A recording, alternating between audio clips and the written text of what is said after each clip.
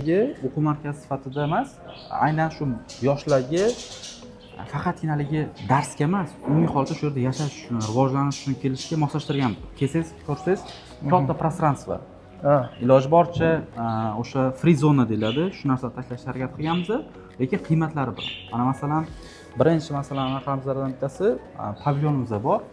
Bu yerda shu bizning IT sohamizda media sohalari bor, ya'ni data ta'lim stansiyasida ham o'ndan ortiq kurslarimiz bor.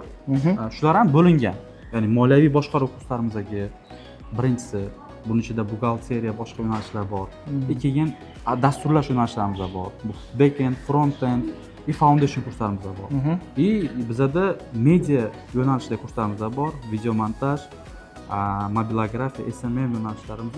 Shular uchun ham biz pavilyon tashkillashtirganmiz. Mana ko'ryapsizlar.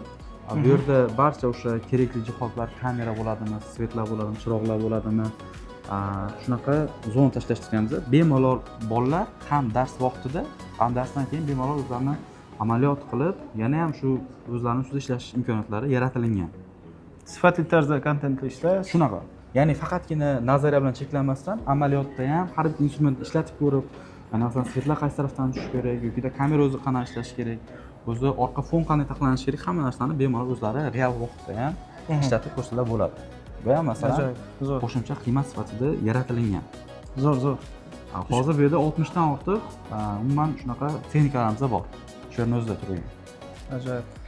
Bu masalan hamma o'quv markazlaridan yo'qda, u IT markazlarida masalan shug'ullanib ko'rib, proba amaliyotda shu yerda ishlatib ko'rib, shu yer o'zida masalan bilim olib turib, realizatsiya qilib ketadi-da shu yerda ishlatib. Keyin bu tarafimizda bizning coworking zonamiz joylashgan. Yana aytganimdek, bizning o'zi eng asosiy ideologiyamiz ham 80% amaliyot.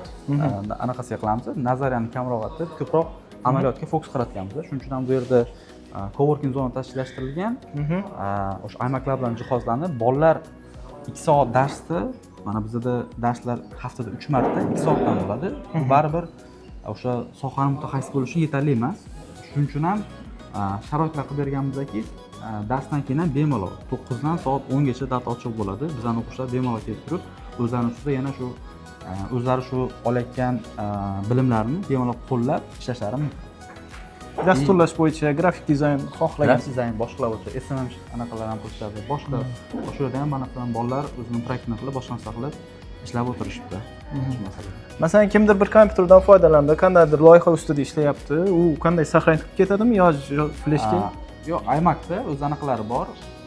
Uchetni ochsa bo'ladi, uchetni zapislar bor, har xil ochsa bo'ladi. Shu hammaniki bo'ladi, saqlanib qilib, o'zlari ishlab davom ettirsa bo'ladi. Bitta proyektni oxiriga yetkazsa bo'ladi.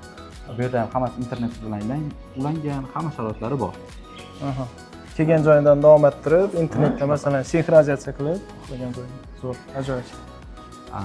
Bular endi umumiy hamma o'sha loyihamizga beriladigan qiymatlarimiz. Bu yerda language tillar ham, boshqalar ham hamma proyektimizda o'qiyotgan bolalar o'qisa bo'ladi. Hozirgi holatda bizda umumiy shu 4 ta proyektimizda 1000 dan ortiq inson o'qib turibdi, tahsil olyapti hozirgi holatda. Yaxshi.